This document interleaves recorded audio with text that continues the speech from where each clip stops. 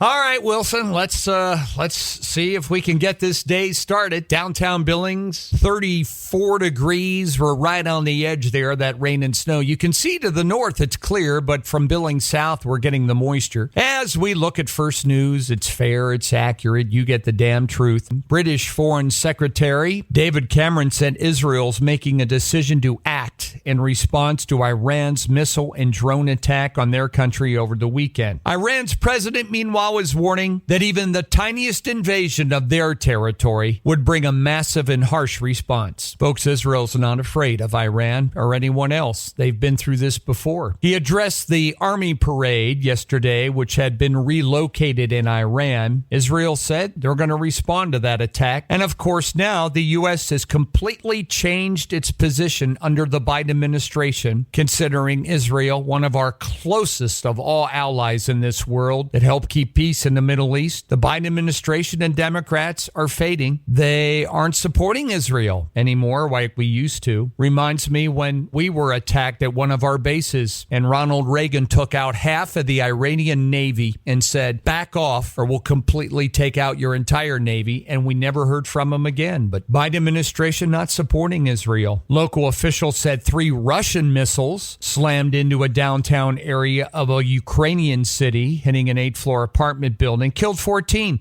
But we don't get civilian casualty numbers out of the Ukraine because the Democrats and the Biden administration are supporting them in their war effort, supporting them, funding them, giving them billions, fighting Russia, when we're turning our back on Israel fighting terrorism across the world and its main source, and that is Iran. The city they hit has a population of around 250,000. The Russian bombardment came as their war stretches into its 3rd year. They are at a critical juncture right now, seeking more military support from Biden and Washington, D.C. Yesterday in Washington, House Speaker Mike Johnson pushed back against anger over his aid package for the Ukraine and Israel and others. Also rejected a call to step aside. He said, I'm not resigning. He pressed ahead for voting this week on some national security aid packages. It would rely on Democrats to pass it. As night fell, Johnson's resolve collided with some GOP opposition, so he was still meeting late last night to see if they can get something done. Homeland Security Secretary Alejandro Mayorkas said, as Republicans are working on his impeachment, he's working on advancing the mission for the Department of Homeland Security. He said that what he has done through this process, he says, we really have done some great work on the border. This is what Mayorkas has said.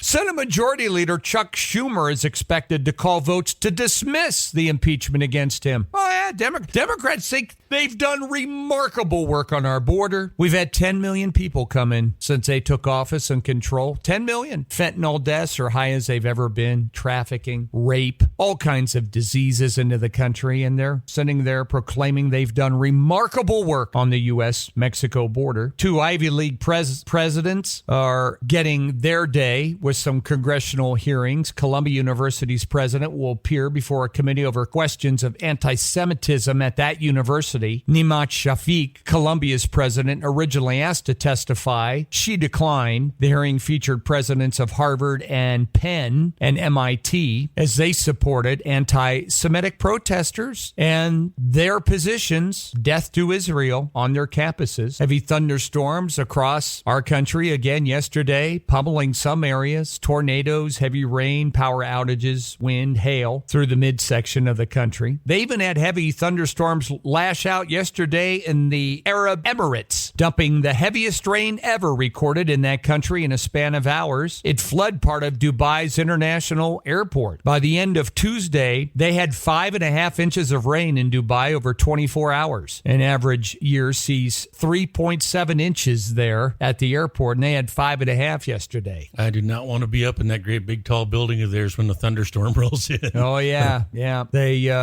got a busy airport over there, but they had to close it for a while. Former Florida Senator Bob Graham, who chaired the Intelligence Committee during the terrorist attacks, has died. He was 87. Graham served 3 terms in the Senate, 2 terms as Florida's governor. He actually made an unsuccessful bid for the Democrat presidential nomination, emphasizing his opposition to the invasion of Iraq. Then he had heart surgery and had to delay that. But open. He died yesterday. He was 87 years old. Joe Biden now wants to triple tariffs on steel coming in from China. What? Remember when Trump put tariffs on China, it was the end of the economy. That's what they said. John Tester said everybody in America would go broke farming, and then wheat went up $2 a bushel right after that, 6 months later. Well, Joe Biden now wants to increase tariffs on China, taking something right out of the Trump playbook. He wants to protect American producers and steel workers. This move reflects Biden's international trade policy with his efforts to court voters in states that are likely to play a pivotal role. See, that's everything that they do in that administration, folks, is weighted on its political impact. The same thing with positioning now on Israel, the same thing with tariffs on steel, all based on pivotal roles in November's election and not necessarily what is good or bad for the country. Boeing's going to be on Capitol Hill today. Congress holding a couple hearings to examine allegations for safety failures. Witnesses include two of the people that used to work at Boeing, an engineer and a Boeing manager. Allegations about their biggest planes, the 787 Dreamliner and the 777. Lawmakers are seeking documents from Boeing, too, about the process of manufacturing for those planes. Senators want to know about any safety concerns and complaints raised by Boeing employees, contractors, and also the airlines themselves. Global shares are mixed so far. Most of U.S. stocks slipped yesterday. Everybody's worrying about the Fed and what they're going to do with interest rates now that inflation is once again raging. This morning, in trading in France, Germany, and Britain, all their benchmarks finished lower. Tokyo, Sydney, and Seoul, same thing. The Fed may not cut interest rates for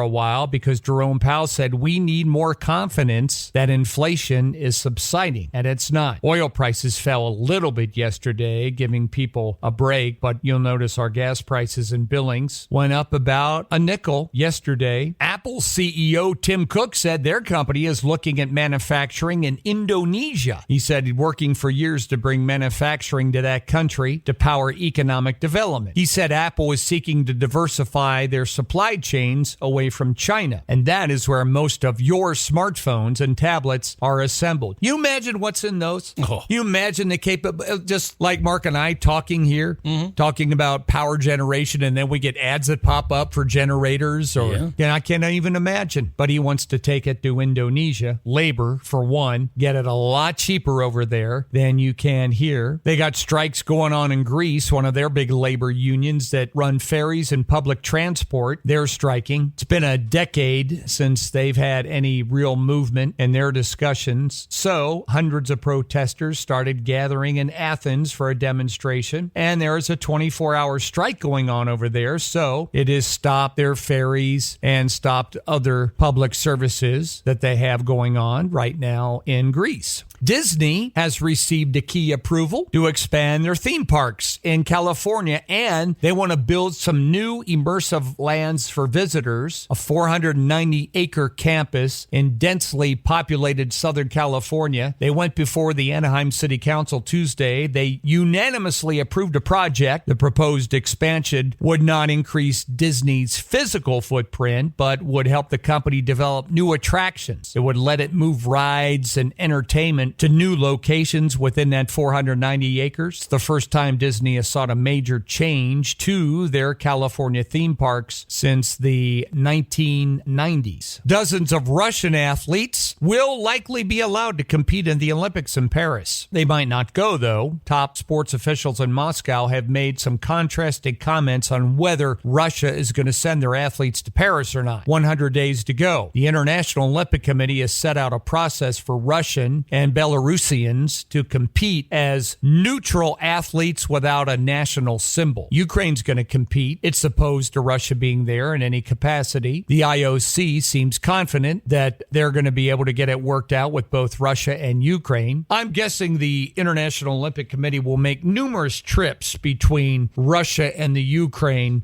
between now and the Olympics. And you see the ads for hot Russian brides and hot Ukrainian good-looking women trying to get. They'll all be in the hot tub with the Olympic Committee officials. Good-looking gals that don't speak a lot of English. Can't say as I blame them.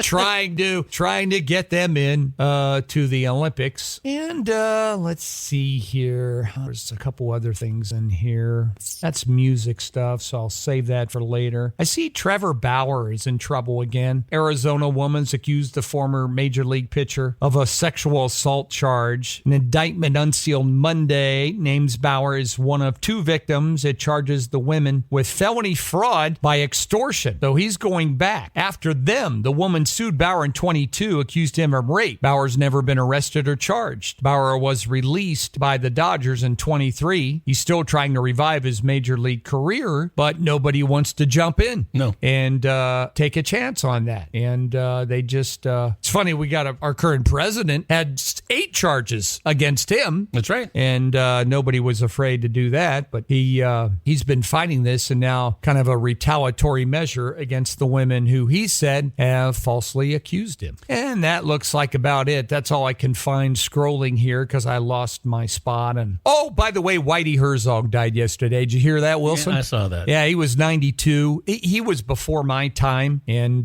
then when he was manager, I knew of him because he was with the Cardinals in the 80s, right. Early 80s. I think he won a World Series there. I can't remember. Early 80s sometime. But he died yesterday at the age of 92. In sports, going to talk basketball. Don't know if you watched the play-in games last night, but the Clippers owner picked up the bill for 19,000 fans that came to see them and paid for all their stuff at the concessions at the game last night because it was their final game in that arena, and he's got the money to do it. And big uproar today. Caitlin Clark signed a 4-year contract, and the number one pick is going to make $76,535 playing basketball per year. All in all, it's not a big deal, but you have to keep in mind her money is going to come from endorsements. She made $1 million last year in endorsements. She's already signed on with I saw Gatorade, Nike, Xfinity, State Farm, and Buick, among others. And one of the articles points out that some of the NBA mascots make more than she does. Harry the Hawk in Atlanta makes $600,000 a year as a mascot. Wow. So, well, that's the WNBA. Right. She's going to turn it around, though, because she's going to increase the attendance. She's going to do what Bird and Magic did for the NBA. Exactly. TV contracts, stuff like that. No doubt about it. And two things on the contract. Remember, she turned down $5 million a year from Ice Cube in his Big 3 league. Mm-hmm. And also, she signed it. She did. So, must be okay with her. And, folks, just to let you know, I don't care if Sofia Vergara would be pushing Buicks. I wouldn't have one. So, I'm just saying. Looks like this ain't going to work after all. That's right. That's right. 44 degrees today with some scattered showers around. They're starting to let up. You can see clear skies north of the airport. South of here, they had a little more. 45 the high tomorrow, 43 then on Friday. And then we get to the weekend, we start to warm up, become more seasonable than next week. Jeannie said you did a great job on First News. Oh, well, thanks. I had to read that right off the screen and scroll as I was reading. Mm-hmm. And not the way I like it. No. I would have had other things in there too, but I can't put them in there. So we're trying. Downtown now, as we mentioned, cloudy. 33 out there. We're kind of right on the edge if you are getting that snow rain mixed. That's what's happening. Weird Wednesday today with the flakes. See if we can run that. My musicologist coming up next. Thanks for tuning into The Cat.